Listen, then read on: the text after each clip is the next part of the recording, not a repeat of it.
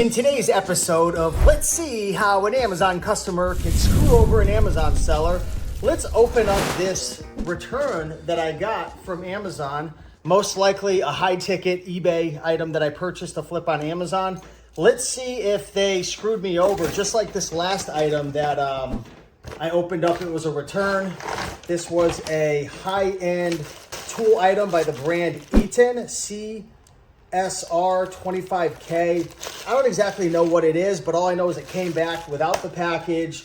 Pretty much looks like it was used. It's all dirty. Matter of fact, if you look here, there's dirt all inside. I think pretty much what they did is they bought like a $200 item from me, and what they did, which is very effective sometimes, is you take your old item, you swap it out, you take the new, and then you just return the old one back. Because Amazon, you know, the people at the warehouse, they're not checking. They just take the money out of our account. So got screwed here. Let's see what is inside of here. All right. So again, we got a Amazon return. You can see the little return label there.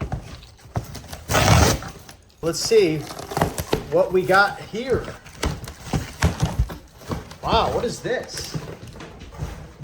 Oh, man, Curtis Stid, you're going to love this one. So I actually told my team to stop buying these because pretty much Facebook, these Facebook portals, they stopped updating the apps. So what's happening is customers are buying these items and then they're trying to like update or install different apps. Curtis, if you're watching this, you can leave a comment down below. And Facebook's like, we're not updating it anymore. So if you flip these items anymore, you could have a pretty high return rate. I've sold like 20 of these, and I checked the other day, I only had like, I don't know, it was like a 10% return rate. I only had, you know, like 1 or 2 returns. So it wasn't too bad, and the margins on these are like really crazy.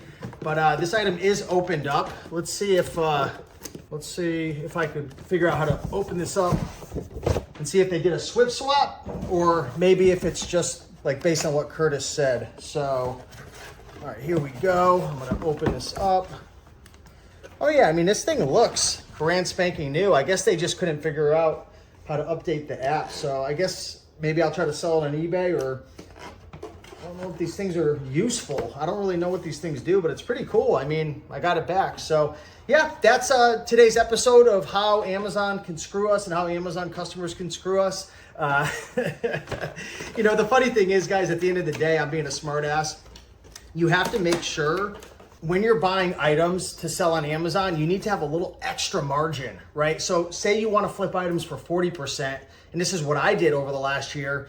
I said to myself, okay, I'm going to get returns. I'm going to have Amazon me from time to time. Customers screw me over. So instead of having a minimum of a 40%, let's just raise it up to a 50%. Have a little extra margin to be able to take that gut punch when something like this does happen. And again, there's ways that you can liquidate this. I have an eBay friend of mine who I liquidate a lot of this stuff to, but he hasn't really been wanting to buy too much. I think he's having like some capital issues or whatever. So I got a lot of stock in my garage. So maybe I'm gonna liquidate it on eBay if I find some time to do it or whatnot. So there's ways to get your money back. Sometimes you can sell these items as used, but don't forget, you know, you're gonna get returns. We don't talk about that often. Yes, you're gonna get screwed. Amazon shipments could get lost, you could get returned. So add a little bit of margin to make up for this stuff. And that's what I did. A lot of my items I'm flipping now are like 60, 70%, just because, you know, over the last 12 months, I've had like a 10.5% return rate overall. DVDs and books and CDs and board games, those are less than 5%, but